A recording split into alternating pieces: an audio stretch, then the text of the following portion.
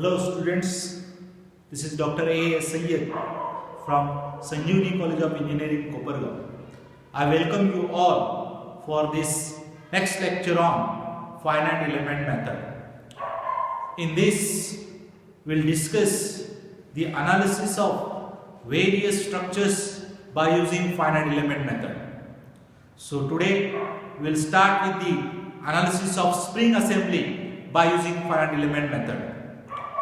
There are two types of spring problems.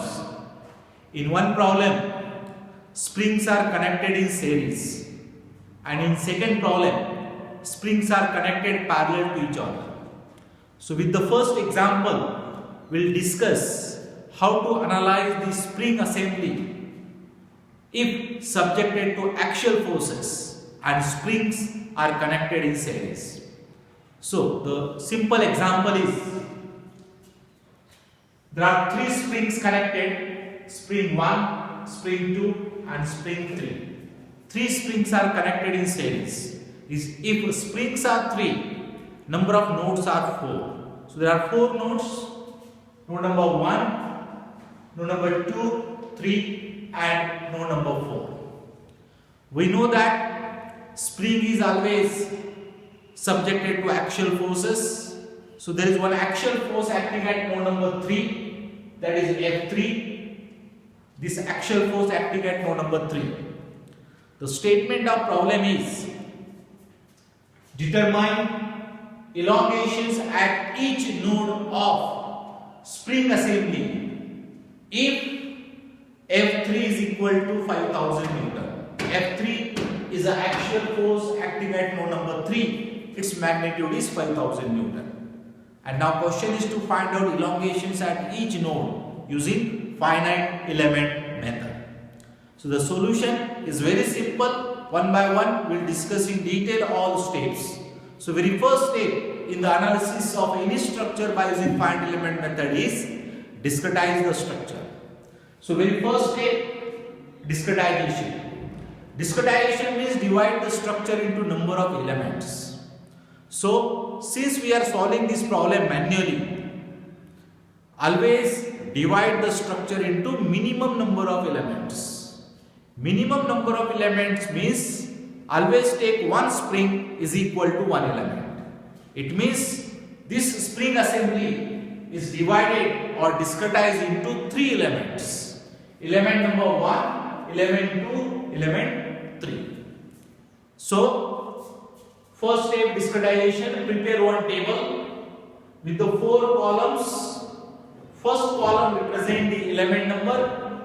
Second column represent the nodes connecting that element or 2 ends of the element, that is called as nodes. Third column, what are the displacements at those 2 nodes? And fourth column, what are the boundary conditions? Boundary conditions means known conditions, which displacements are known in the given assembly, that is the boundary conditions. So 3 elements, element 1, 2, 3.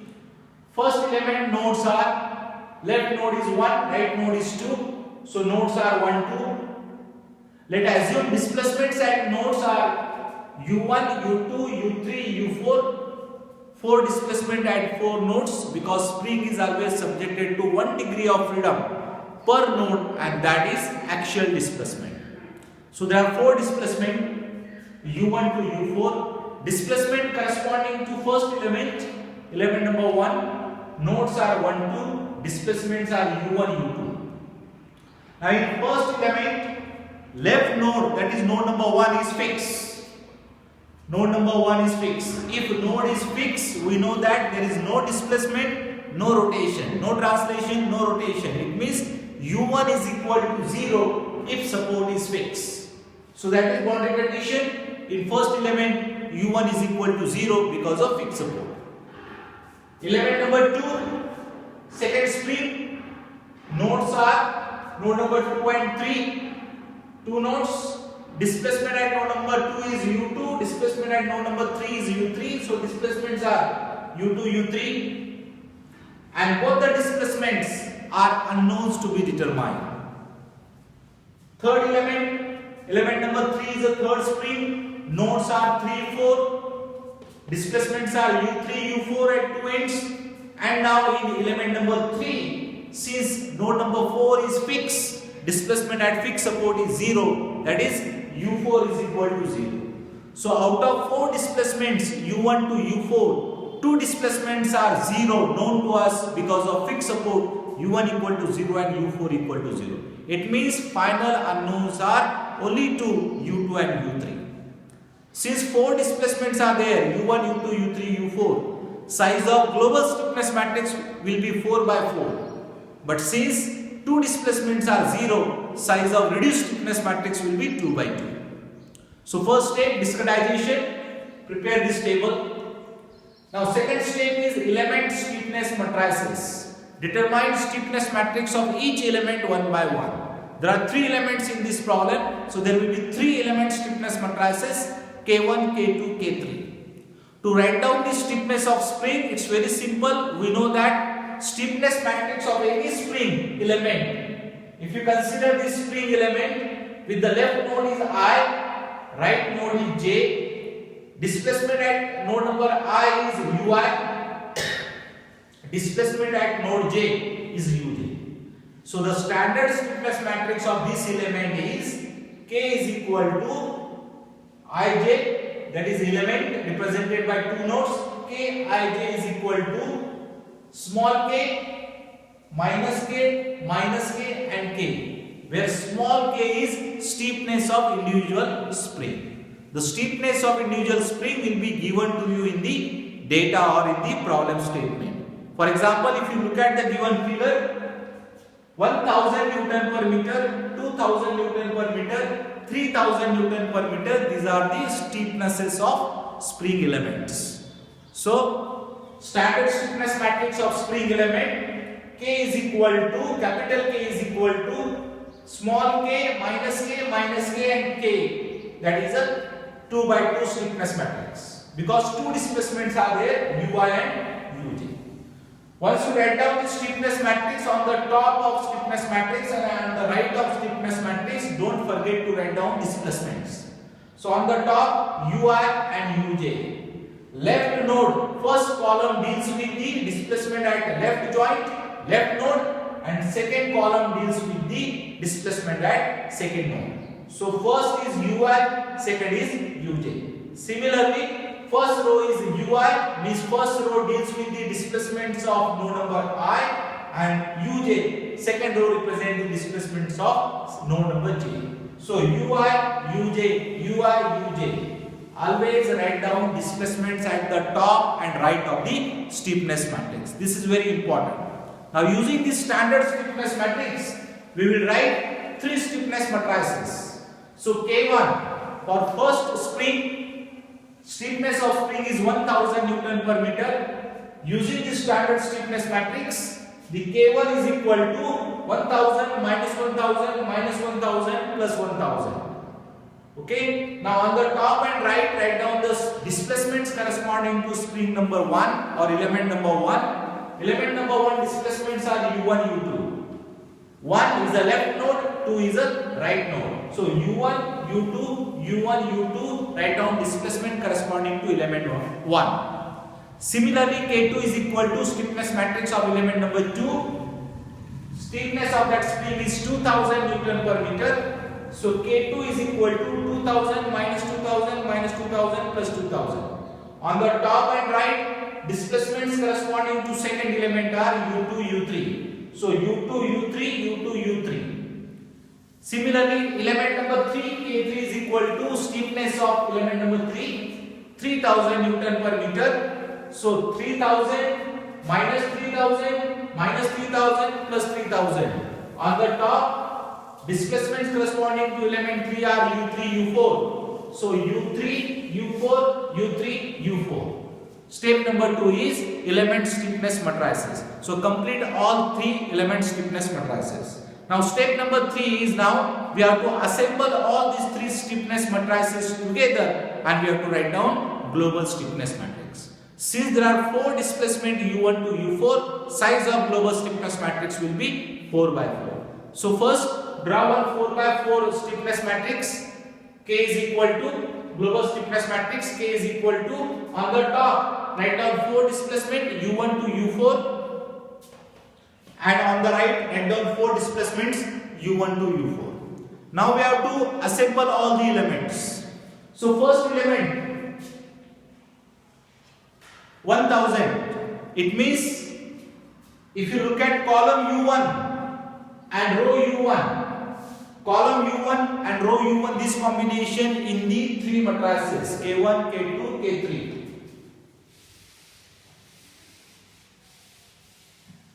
If you want to write down first element, this element, it is column U1, row U1. So column U1, row U1, this combination, if you look at the first matrix, this U1, U1, means it is 1000. 1000. This combination U1, U1 is not present in K2 as well as K3. So element is over. First element U1, U1 is 1000. Second element, column U2, row U1. Column U2, row U1. So column U2, row U1 means it is minus 1000. Column U2, row U1 minus 1000. This combination is again not present in second K2 and K3 matrices. So U2, U1 is equal to minus 1000. U2, U1 is equal to minus 1000. Third element U3, U1. U3, U1. Column U3, row U1. So column U3 is here, but there is no row U1. It is U2, U3. Means column U3 present, but no U1. Similarly here column U3, no U1. Here it is U1, but there is no U3. It means this U3, U1 combination is not present in all 3 matrices. Therefore, this element is equal to 0. Similarly, last element U4, U1. Column U4 and row U1. This combination is also not present in all 3 matrices. It is equal to 0. We know that stiffness matrix is always symmetric matrix. It means first row is equal to first column. So it is minus 1000, 0 and 0. First row is equal to first column because of symmetry. Now next element U2, U2 combination. So U2, column U2 and row U2 combination. Column U2 and row U2, this is 1000. 1000. Then again U2, U2, this is 2000. There are 2 elements which having U2, U2 combination. In K1 it is 1000. In K2 it is 2000. In K3 there is no combination of U2, U2. So it will be addition of 2 elements. 1000 plus 2000. Answer is 3000. 1000 plus 2000, 3000. Next element U3, U2. Column U3, row U2. Column U3, row U2 means it is minus 2000. Minus 2000. There is only one element of this combination U3, U2. It is minus 2000. There is no other combination present in 3 matrices. So this is minus 2000. Next combination, column U4, U2. U4, U2. U4, U2 combination is again not present in all 3 matrices. So U4, U2 combination is 0. Again second row is equal to second column because of symmetry.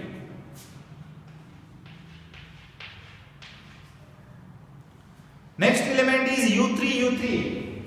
Column U3, row U3. U3, U3 combination. If you look at first element, there is no U3, U3 combination. In second stiffness matrix, U3, U3. First element is 2000. And if you refer the third stiffness matrix, U3, U3, it is 3000. So there are 2 elements having combination U3, U3. That is 2000 and 3000. addition is equal to 5000. Addition is equal to 5000. Next element U4, U3. Column U4, row U3. Column U4, row U3. It is minus 3000. Only one combination is present. There is no combination of U4, U3 in first two matrices. So minus 3000. Again using symmetry of stiffness matrix. This is minus 3000. And the last element of global stiffness matrix of U4 combination is plus 3000. Only one element of U4 combination, that is plus 3000. So this is global stiffness matrix of given spring assembly having 3 elements. Size of global stiffness matrix is 4 by 4 because 4 nodes are there, 4 displacement U1 to U4. Okay. Now next step is step number 4, reduced stiffness matrix. Reduced stiffness matrix means after imposing the boundary conditions in global stiffness matrix, finally you will get the reduced stiffness matrix. Now we have to impose the boundary conditions in global stiffness matrix. Boundary conditions are U1 equal to 0 in element number 1 and U4 equal to 0 in element number 3. So if U1 is equal to 0 and U4 is equal to 0, eliminate rows and columns corresponding to U1 and U4 from global stiffness matrix. So if U1 is equal to 0, first column and first row will be eliminated. Row and column corresponding to U1 will be eliminated. Similarly, U4 equal to 0, row and column corresponding to U4 will also eliminated. So remaining stiffness matrix corresponding to U2, U3 is called as reduced stiffness matrix. So this is reduced stiffness matrix corresponding to U2, U3. So repeat this matrix here. This is called as reduced stiffness matrix, which is corresponding to U2 and U3 displacements. Okay. So step number 4, find out reduced stiffness matrix. Last step now, apply the equation of equilibrium to find out the unknown displacement. The equation of equilibrium is K into delta is equal to F, where K stands for reduced stiffness matrix, delta stands for vector of unknowns, and F stands for force vector. So K, that is reduced stiffness matrix. Repeat that reduced stiffness matrix as it is here. Now delta, vector of unknowns, our unknowns are U2 and U3. So delta equal to K into delta is equal to F. Now force vector, how to write down force vector?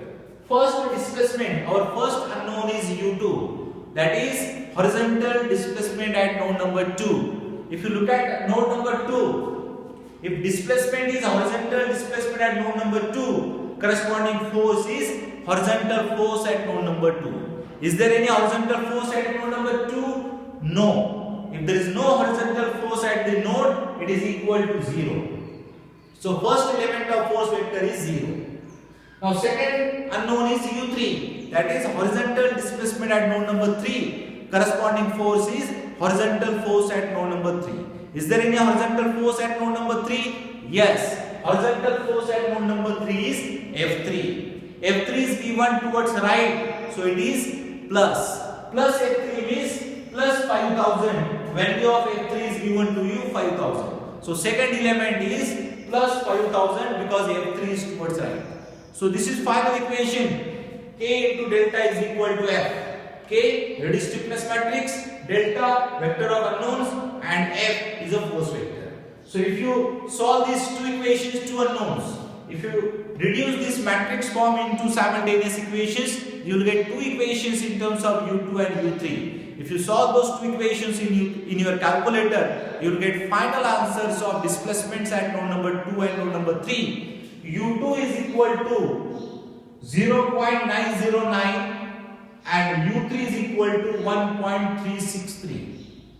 Since values of K1, K2, K3 we have taken in Newton per meter, your answer will be in meter.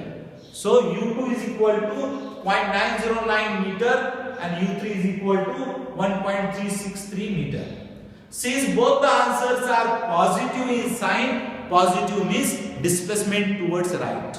So show the arrows towards right. U2, U3 are positive answer, means displacement towards right. If you will get the answer negative, it means that displacement is towards left. So this is the solution of the given assembly of spring using finite element method. Okay, so springs are connected in series. First discretize the structure, then find out K1, K2, K3, that is element stiffness matrices. Then assemble all the element stiffness matrices together, find out global stiffness matrix.